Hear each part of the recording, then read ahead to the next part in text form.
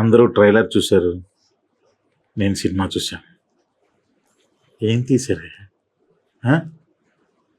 ఏం తీశారు? ఏం తీశారయ్యా? ఇరక్కొట్టేశారు కదా, అదిరిపోయింది అసలు, ఎక్సలెంట్గా ఉంది. అందుకే ఈ హ్యాపీ మూడ్లో మీ అందరినీ పిలిచి ఓ ట్రీట్ ఇద్దామని ఫిక్స్ అయ్యా. So ready for treat?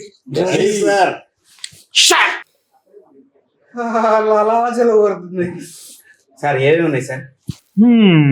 Tiger prawns, fish curry, crab, chicken biryani, ఓ fish fry, white rice, Salim bhai, curd भी है सर. भूल गया मैं. So thank you very much. No, have it. चलो इसको जरा फास्ट फास्ट में लेना, ये डाले वो डाले, समझे सर? मैं पहले प्रॉन्स लेता हूँ. ले लो. Wait, सलीम भाई, ये प्रॉन्स लेने से पहले मैं एक सवाल पूछना चाहता हूँ. सवाल? కొంచెం తెలుగులో ప్లీజ్. మీకు ఒక్కరికే కదా, అందరినీ అడగాలి. సినిమా ప్రొడ్యూసర్ అని మాటకే నేను కానీ ఎంత టార్చర్ పెట్టారా మీరు అందరూ. మీరు కాకపోతే నేనా? అమ్మా, జీవితంలో మళ్ళీ ప్రొడ్యూసింగ్ చేయకూడదు అన్న రేంజ్ నన్ను తీసుకెళ్ళిపోయారు కదా. 3 సినిమాలు చేస్తున్నారన్న. ఎవరు? అవును, మీ నుండి నేర్చుకొని ఎలాంటి వాళ్ళతో చేయకూడదు తెలుసుకొని వాళ్ళు పెట్టుకొని నేను చేస్తున్నాను. ఇది పెద్ద స్టేట్మెంట్. మరి ఏదో పిలిచారు, ఒక్కడు చేసిన పాప, మీరందరూ చేసిన బాబాకి అందరు చేసింది నాకు ఎందుకు? సినిమాలో ఒక్క డైలాగ్ లేకపోయినా చేసిన సార్. మీకు ఎన్ని పీపాల్ మంది ఇచ్చిన ఆ సినిమా అంతటికి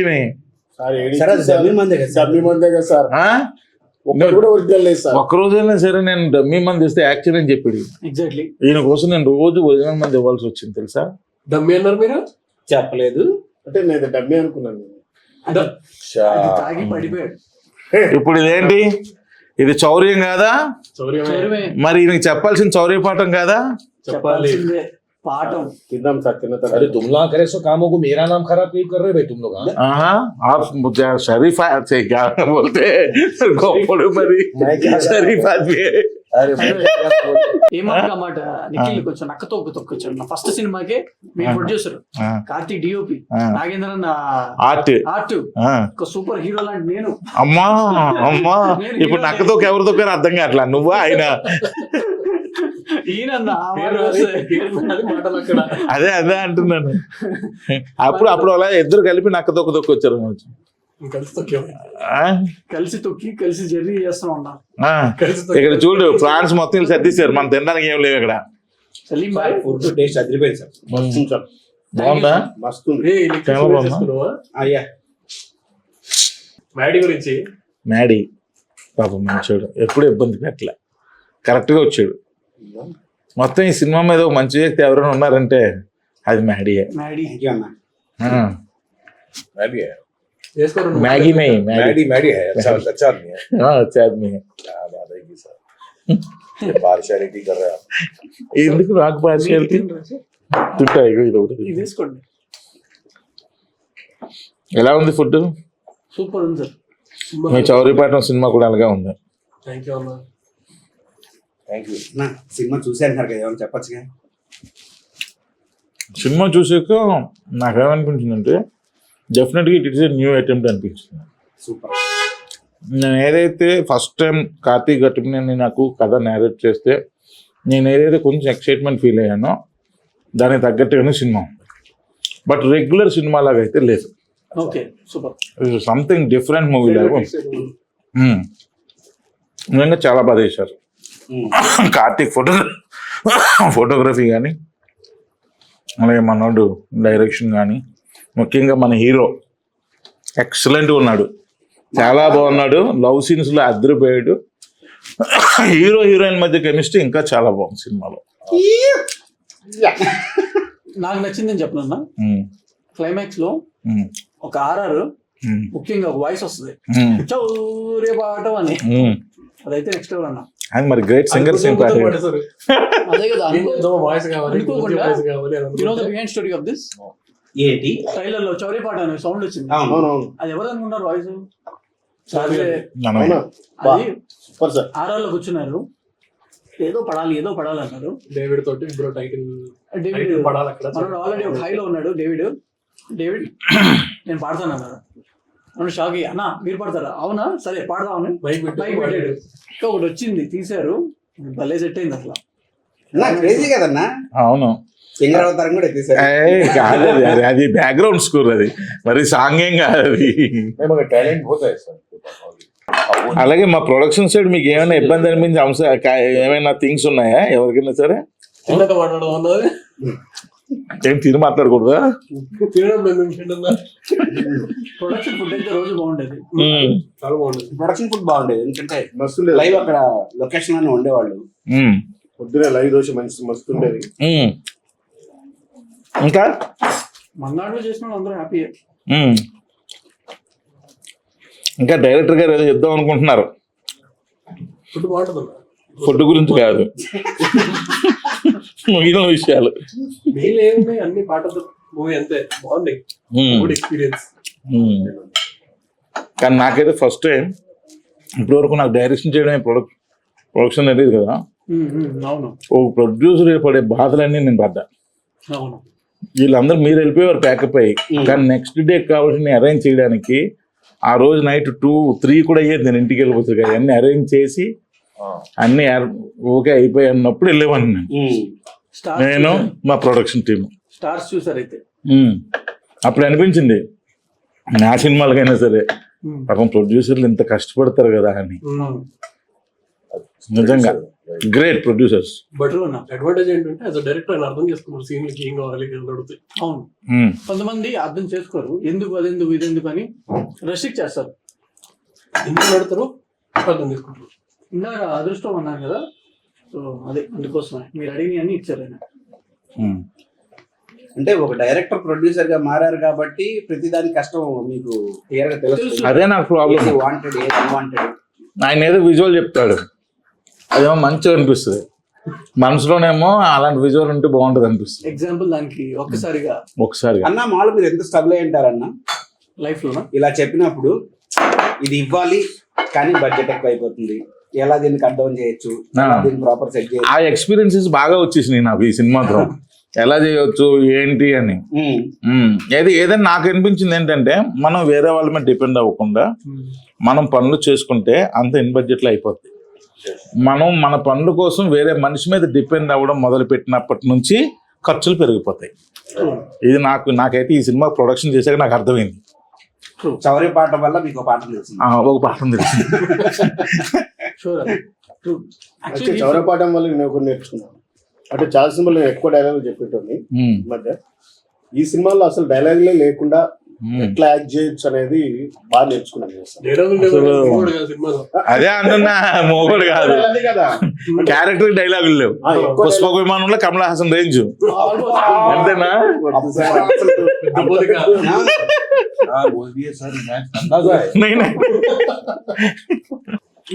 పుష్పక విమానంలో కూడా కమల్ హాసన్ గారికి డైలాగ్స్ ఉండవు, సైలెంట్ గా ఉంటది, కానీ పర్ఫార్మెన్స్ తెరకు కూడా ఇస్తారు ఆయన.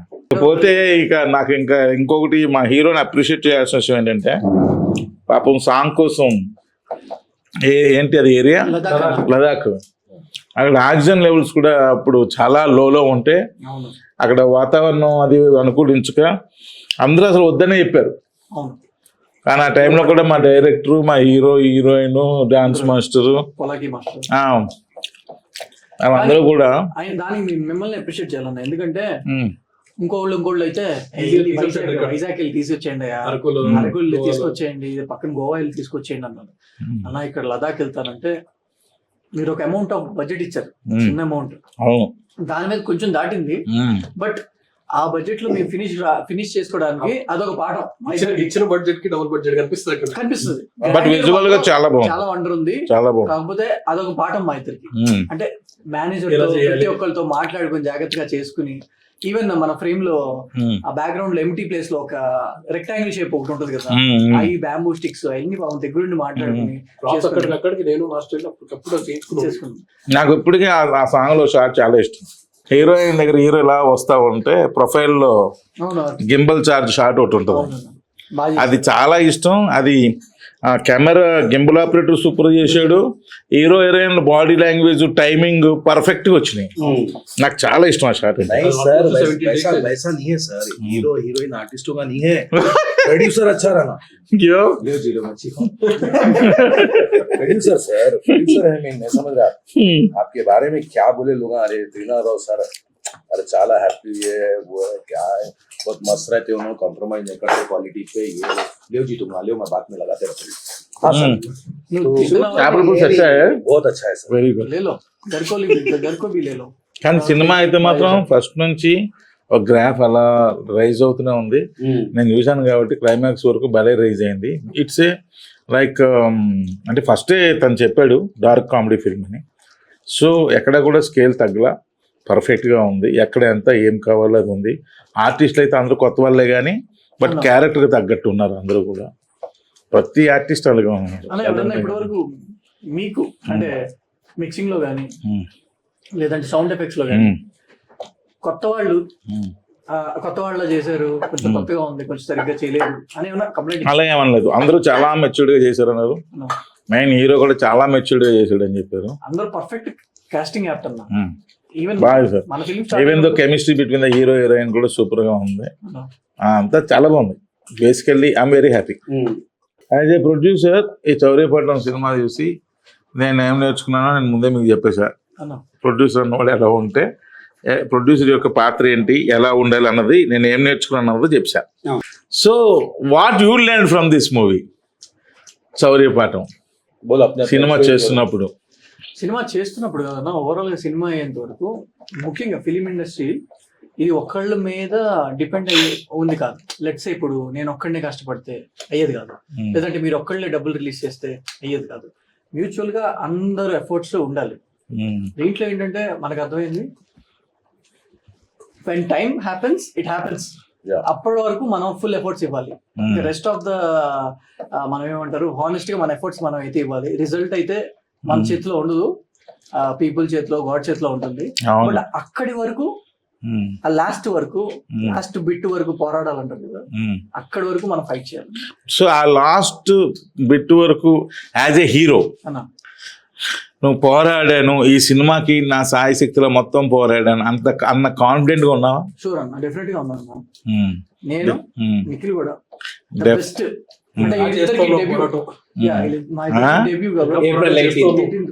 వాట్ ఎవర్, ఇప్పుడు మన ఎఫర్ట్స్ మనం పెట్టాలి అబ్బాయి.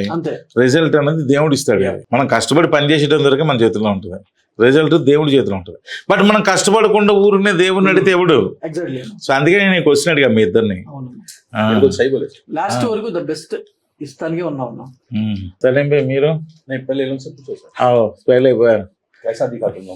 మ్యాడీ అంటే ఒక యాక్టర్ గా స్క్రిప్ట్ అది ఎంత ముందే తెలిస్తే ఇలా చేయొచ్చు, అలా చేయొచ్చు, డైలాగ్ ఇలా చెప్పొచ్చు, మాడ్యులేషన్ ఇలా చెప్పొచ్చు, ఇలాంటి ప్రిపరేషన్స్ అన్ని చాలా ఉంటాయి కదా. కానీ ఈ సెట్ కి వచ్చిన తర్వాత నిఖిల్ సీన్ అసలు పంపించిన డైరెక్టర్ దగ్గర నుంచి సీన్ అసలు ముందు వచ్చే ఛాన్సే లేదు. సెట్ కి వెళ్ళిన తర్వాత వెంటనే ఇస్తారంటే లేదు. షార్ట్ కి వెళ్లే ముందు దా కూర్చో అని ప్రాపర్ సిచ్యువేషన్ ఎక్స్ప్లెయిన్ చేశాడు. ఇది డైలాగ్ అనేది మొత్తం అంతా చదివి నీట్ ఎక్స్ప్లెయిన్ చేసి, అంటే బ్రెయిన్ లో కూర్చుని పోతుంది కంప్లీట్ గా. ఓకే, బ్లాంక్ గా వచ్చి అంటే ఒక వైట్ పేపర్ లా వస్తే డైరెక్టర్ కావాల్సింది రాసేసుకుంటాడు ఆయన అనేది చాలా చోట్ల విన్నాను. ఈ సెట్ కి వచ్చిన తర్వాత ప్రాపర్ ఎక్స్పీరియన్స్ చేశాను. రెండు రకాలుగా కూడా మౌల్డ్ అవ్వచ్చు అనేది నేను ఈ సెట్ లో నేర్చుకున్నాను. అంటే ఆయనకి కావాల్సినట్టే నేర్చుకుంటారు. ఎగ్జాక్ట్లీ అది అదే ఇదే నేను బాగా నేర్చుకున్నాను. నేను థియేటర్ బ్యాక్గ్రౌండ్ నుంచి వచ్చాను. Very good. అంటే అక్కడ నుంచి నేను చాలా ఎక్కువ స్క్రిప్ట్ చదవడం అలవాటు.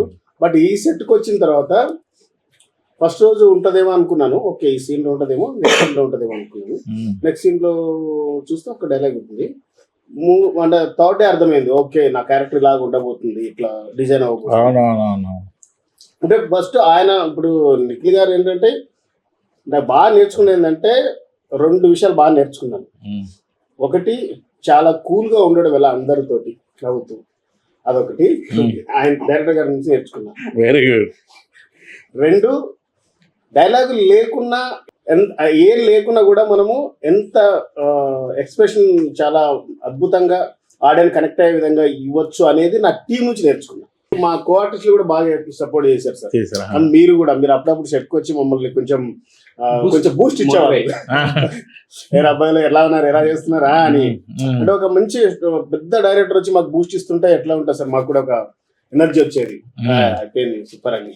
అవును. ఇంకోటి ఏంటంటే నేను సినిమాలో చూశాను, ఒక్క డైలాగ్ ఆయన పర్ఫెక్ట్ గా ఇలా ఇలా ఒకే ఒకటి ఉంది, అమ్మ ఈయన ఇప్పటికే నేను నోరు ఇప్పేట్రా బాబు అనిపించింది నాకైతే డైలాగ్ వినగానే. ఇక్కడ వరకు అసలు ఇప్పటికే నిప్పేట్రా బాబు అనిపించింది. అంటే అదే కీ డైలాగ్ యాక్చువల్లీ మొత్తం ఆయన క్యారెక్టర్. బట్ చాలా క్లియర్ గా ఫుల్ క్లారిటీతో తీస్తాడు సినిమా నిఖిల్. నిజంగా గొప్ప గ్రేట్ అది.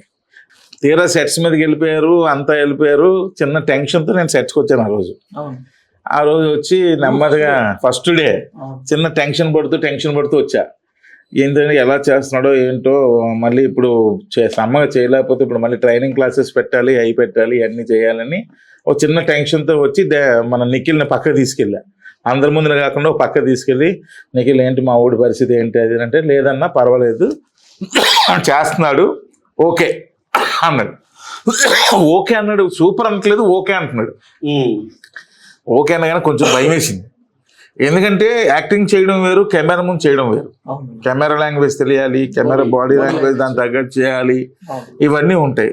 రేంజ్లు మారిపోతాయి, రేషియోలు మారిపోతాయి, అన్నీ మారిపోతాయి.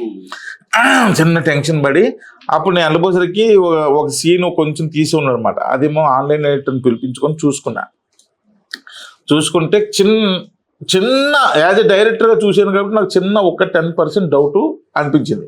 బట్ నాకేమనిపించింది, ఇది first day of the shoot, first day 10% అంటే మా వాడు మంచి మెరిట్ లోనే ఉన్నాడు. ఈ సెకండ్ డే థర్డ్ డే పెరుగుతుంటే ఇంకా డెవలప్ అయిపోతాడు, ఇంక టెన్షన్ పడక్కర్లేదు అనుకున్నాను. మరలా సెకండ్ డే కూడా వచ్చాను, థర్డ్ డే నుండి రాలేదు. ఇంకా అర్థమైపోయింది ఇంక చేసేస్తాడు అని. సో నిజంగా నేనైతే ఎక్స్పెక్ట్ చేయలేదు. చాలా బాగా చేశాడు, అసలు చాలా మెచ్యూర్డ్ చేశాడు. నా డబ్బింగ్ కూడా వేరే వాళ్ళతో చెప్పిద్దామంటే నాకు నచ్చలా, లేదు ఆయనే చెప్పాలని పట్టుబట్టా. యాక్చువల్లీ మీరు గుర్తుంటే ఫస్ట్ టైం మీకు డెమో షూట్ పంపించాం. మీరు ఎక్కడున్నారు? యూరోప్ లో ఉన్నారు. యూరోప్ లో ఉన్నప్పుడు సాంగ్ షూట్ ఉన్నప్పుడు పంపించారు. అవును. సో అలాగా హీరో మీద నా కాన్ఫిడెన్స్ అప్పుడు వచ్చింది అనమాట. ఓకే ఇంక చేసేస్తాడని. ఆ తర్వాత నుండి ఇంక నేను చూసుకోలేదు, వారం ఒకసారి చూసుకుంటూ టచ్. చాలా మెచ్యూర్డ్గా చేసాడు అనిపించింది. అందుకే నేను డబ్బింగ్ కూడా వేరే వాళ్ళని వద్దాను సార్, తన వాయిసే పెట్టండి అన్న. ఎందుకంటే ఫ్రెష్ గా ఉంటది తను చెప్తేనే. పాయల్ కూడా తన ఓన్ వాయిస్ చెప్పడం వల్లే అంత ఫ్రెష్ గా అనిపించింది. ఆల్ థియేటర్స్ లో మాకన్నా కొంచెం మా స్థాయిలో మేము గ్రాండ్ గానే రిలీజ్ చేస్తున్నాం. మీరు కొత్త వాళ్ళని చెప్పి చిన్న చూపు చూడకుండా సినిమాని పెద్ద చూపుగా చూసి థియేటర్స్కి వచ్చి వాచ్ చేసి వీళ్ళందరూ కాదు మా అందరికీ మీ బ్లెస్సింగ్స్ ఇస్తే మేము చాలా హ్యాపీగా ఫీల్ అవుతాం. అండ్ అగైన్ ఈ బ్యానర్లో ప్రొడక్షన్ నెంబర్ 2 కూడా స్టార్ట్ అయింది. ఇది ఓన్లీ ఈ బ్యానర్ పెట్టిన పర్పస్సే ద న్యూ టాలెంట్స్కి ఒక ప్లాట్ఫామ్ క్రియేట్ చేయాలన్నది నా డ్రీము. దానికోసమే ఈ నేను ప్లాట్ఫామ్ క్రియేట్ చేసి ఫస్ట్ ప్రయత్నంగా చౌరీపాఠం సక్సెస్ఫుల్గా కంప్లీట్ చేసాం. వస్తుంది, మీరు చూడండి, మీ బ్లెస్సింగ్స్ ఇవ్వండి. సో డెఫినెట్గా ఈ బ్యానర్లో ఇంకా మంచి మంచి సినిమాలు తీస్తాం. So don't miss in theatres చౌరీపాఠం.